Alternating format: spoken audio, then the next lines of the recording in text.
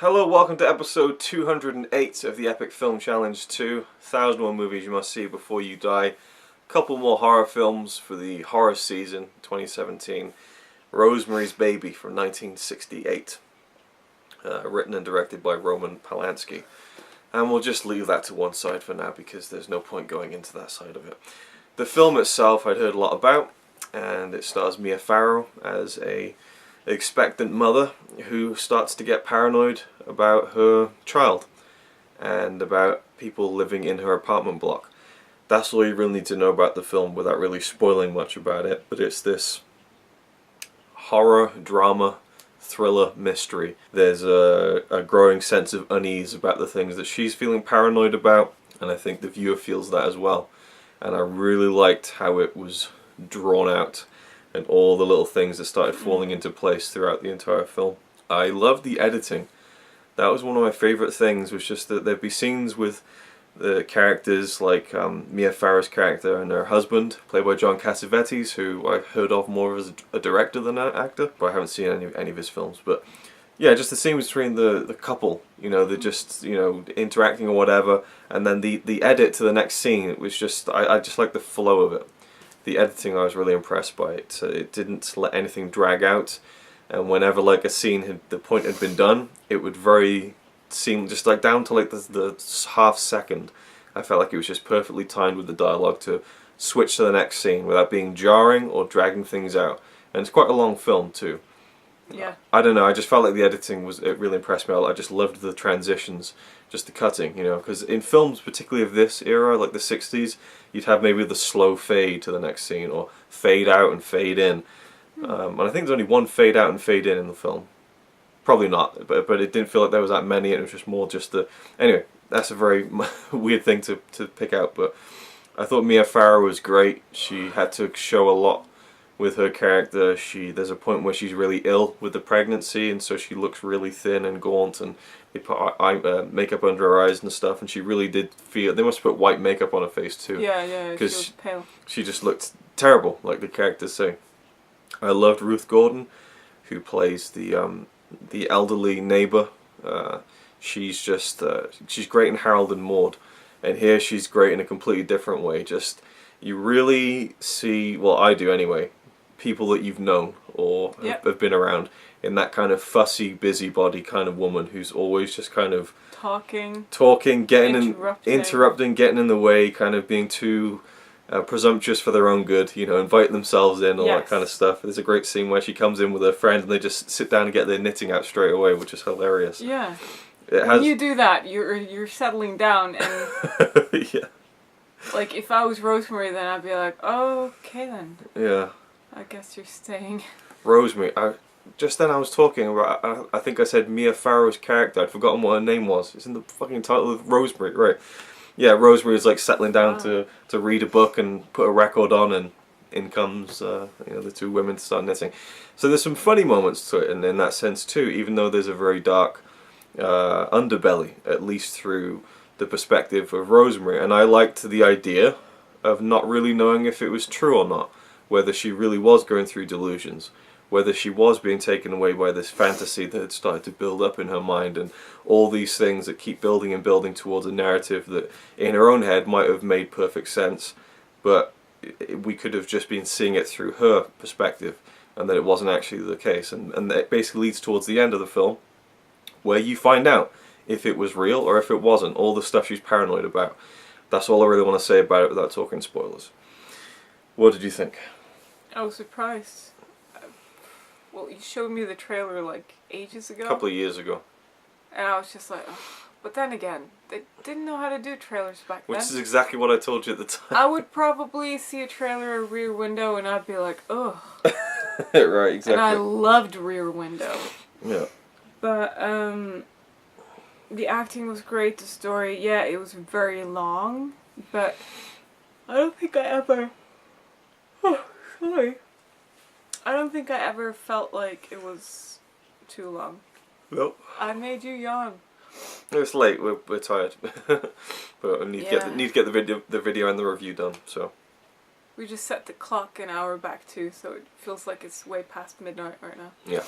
yeah, I didn't think that I would like it, and I wanted to do other stuff tonight, but didn't get to do that because I was watching the movie. I think it's safe to say you got sucked into it, though. It wasn't like I was trying to make you watch it. Nope. Yeah, And that's happened to other movies before, where you just put it on and you don't expect me to watch, and then I end up watching anyways. Yeah, just from the opening scene when Rosemary and her husband, they come to this new apartment where the majority of the film takes place, and the guy is touring them through the place and stuff, and just even that was just interesting, and like, oh, there's this cupboard in front of the closet, you know, that wasn't there before. Like, you know, just little things make why is that How there? did this old lady move this? Yeah, cupboard, so you know? there's just all these little things you're like, huh, yeah, what is the true story behind that little tiny detail? And you hope that it gets resolved by the end, and it does. The threads start to connect back together towards the end of the film, and I was really like, what the fuck is going to happen in this last 10 minutes? Like, I was really, you know, second guessing myself, you know, for the most part. I was thinking, maybe it is this, and then, well, maybe it isn't. I don't know. So I liked that element of it. There's a lot of like small little things that made you think, okay, will we get to know the meaning behind this? Because, you know, we watched Twin Peaks, and so sometimes you don't get the answers, but you got the answers. Yeah, we didn't get lynched with this one. Yeah. Yeah, I like that it had this very definitive ending. Not sure how I feel about the ending, but the journey was, I suppose, more important than the destination in the case of this film. So it's some really twisted stuff going on in it as well. Yeah, well, like, there's the dream sequence in particular that was like really out there. I really liked some of the dream sequences in the film. They really felt dreamlike, where she'd just be looking at someone, then it would be someone else, and then she'd be in a different location. Like, just really well done dream sequences. I like the little transition. She's laying on the bed and she's looking up, and then the camera pans up, and there are some scenes, and it pans back down, and it's all of a sudden you're back in the bed again, but the camera pan makes it seem like she was there. It was just weird. Like, whatever scene it was right above her head, but we know it wasn't. Yeah. It had some cool, that was a cool effect. Yeah. Like, how they did that back then, I wonder. Like, I want to see that scene again, just to see. Yeah, that's some good stuff in terms of the direction of the film, for sure. Yeah, overall, is it a film you should see before you die? You go first. Yeah, I think it is. Yeah, I think horror, thriller, you know, it's a classic. It's held up as one and certainly delivered on what its reputation had. I agree. For me, because again, first time watching it and everything, so you agree? Yeah, because it's a classic, you know, everybody's heard about it. Yeah. And it turned out to be really good. Yeah, and I thought Mia Farrow was great as Rosemary as well. And a lot of the other smaller characters, supporting characters, are very good as well. I don't even know if we even really need to go into spoilers. No, don't do it. Yeah, I mean, we could talk about it, but I don't feel like there's that much to add to it other than that, you know, the stuff that she gets delusional about, that aspect of it, whether it's real or not, is done really well. And I just thought there's some great little kind of aha moments where you're thinking, oh wow, she's found a clue that surely that's it, and then you realise, well, maybe it isn't. Maybe it isn't. Like, I like how it kept me guessing until the end, and obviously when I watch it again, there'll be a different perspective to it. Not radically, but you know, I just enjoyed how it was one of those things that I really wasn't completely sure about, because it kind of leads you down one path for most of the film, which makes you wonder: is it as simple as what it's being laid out to us, or is it too simple to be the truth? You know. But yeah, absolutely a horror film that you should see before you die. Anything else? I feel like you haven't said much, but well, you have actually. Yeah. So yeah, there we go. Alright, I just wanted to jump in at the end here and maybe do a little bit of a spoiler talk.